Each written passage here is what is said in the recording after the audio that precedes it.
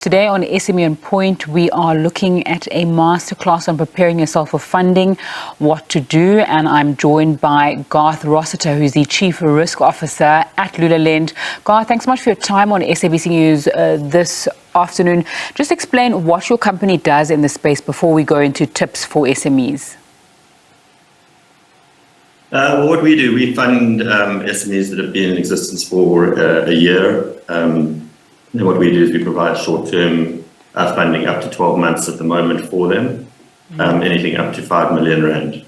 So we fill that gap where we fund them very quickly, where banks tend to shy away from that sort of speed, I guess. Mm-hmm. You're using scoring technology to decide how or if you're going to assist. What does that take into account? And if someone is a small and medium enterprise owner watching, what do they need to think about before they apply? Yeah, that's a very good question. So obviously the technology behind our decision making takes a few things into account. So if we split it into two, the first thing is we try to assess the person's willingness and then their capacity to repay funding. So in terms of assessing willingness, that tends to be the credit score. So the factors we take into account there are previous credit history.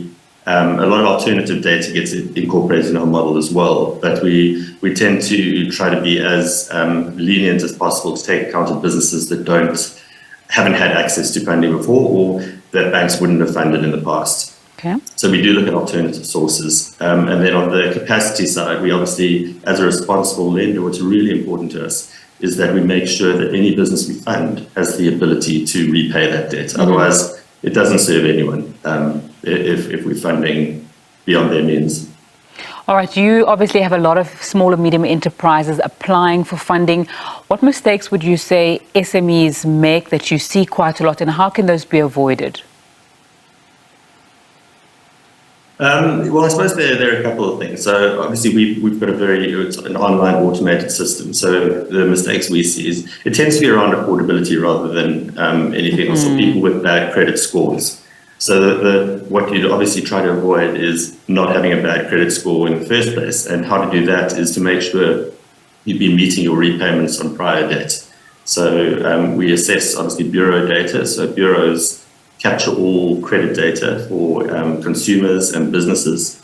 And what we do is we take that as a starting point. And very often people don't know how bad their credit history is. So there are websites such as ClearScore where you can assess what your credit score is to give you a good understanding of how you're performing personally as far as credit goes. Mm-hmm. And so when it comes to running a business, it's not always as simple as keeping track of perhaps your personal finances, where you know your obligations are going to be the same with a business, depending on what day it is. There's so much that can happen. How would you say that then small business owners need to mitigate against risks of lowering their credit score, missing payments and the like? Yeah, so we try to help businesses with that as well. So we offer pretty flexible repayment terms. So we'll offer weekly, twice a month or monthly repayments to businesses, depending on what their cash flow looks like. So we assess cash flow as part of our automated process. And obviously, as a business owner, what you really want to make sure is that you're getting paid by your clients and that cash is coming in. And if it comes in regularly, you try to match your expenses with the days that cash is coming in as well. So it's trying to get a better handle of that as a business owner, which is very difficult to do a lot of the time. And in this sort of market, I think businesses struggle with that. They struggle to anticipate cash flow. But I guess that is where we step in and we provide that short-term funding for businesses that need it. All right, and that funding, I'm assuming, is different to, say, what a bank would do, even in terms of how you've spoken about your repayments. What's the difference in terms of how you pay out, or is there not really one? No, well, I think the difference in terms of is speed. So we aim to fund businesses within 24 hours from application.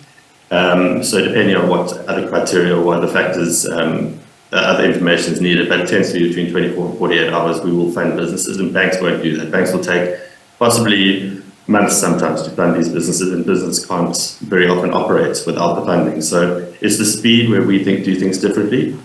Our scoring is very different as well in terms of we take more risk, or banks would consider it more risk in some of these businesses, but we've seen them being incredibly resilient right through COVID. We've seen small businesses make a plan in South Africa, and we've got an incredible entrepreneurial mindset of businesses that really make things work, and they find a way. And it's been amazing supporting them through this journey. Garth, I know that you lend quite differently to a bank, so I wonder about collateral and equity. How much of that do you want to see from a small business owner, or is that not so much a part of your process when deciding how to award financing? Yeah, it's a good question. So actually, we don't take collateral. We find that slows the process down significantly. So we take a personal surety from a director if that's available. But other than that, what we do is we cash flow lend. So we look at the business cash flow and we try to assess whether we think this funding would support the business or whether it would be detrimental to the business. And then we make a call on funding from there. But really, we lend against the cash flow of the business. So if the business is growing and performing and we can see the prospects from that, then those are the sort of businesses we look to fund, where I think banks would spend a long time trying to get collateral and trying to pretty much take cession of debtors' books, etc., which we don't do. Yeah, so I mean, you are speaking a lot about how you help businesses. You're also a business yourself. You need to make money. How do you do that? No, it's a very good question, and I think the easiest way to answer that is that if you look after your clients, then they look after you. And I think that's something we found over the years is if you do the right thing for your clients, they keep coming back to you. And our repeat business is significant, and that speaks volumes for us. And the more you can service a customer's needs and what they want, and what we find is businesses need speed. Businesses need speed of funding. They need to get to the market quickly. They need to get their brand out there quickly. And if we kind of align with what they're doing and we do a similar thing ourselves, then it's a win-win for everyone. And I think supporting small businesses, I think we're getting that recognition as well. Yeah, so I think my question was about, with all that speed and the access that you have that a bank may not get, do you charge perhaps higher interest than a traditional financial institution? Do you have more stringent terms? What is it? Yeah, so our costs are higher, so we don't charge interest, we charge a fixed cost. And then that can be repaid at any stage with no fees or with no additional costs. So if you don't need the fund anymore, you settle it and you repay. But our costs are higher, but that obviously compensates us for entering a market where banks traditionally don't enter, and the speed with which you get your funding. All right, Garth Rossiter, the Chief Risk Officer at Lulalend. Thanks so much for your time on SABC News this afternoon, joining us on SME On Point with Liabo Setho.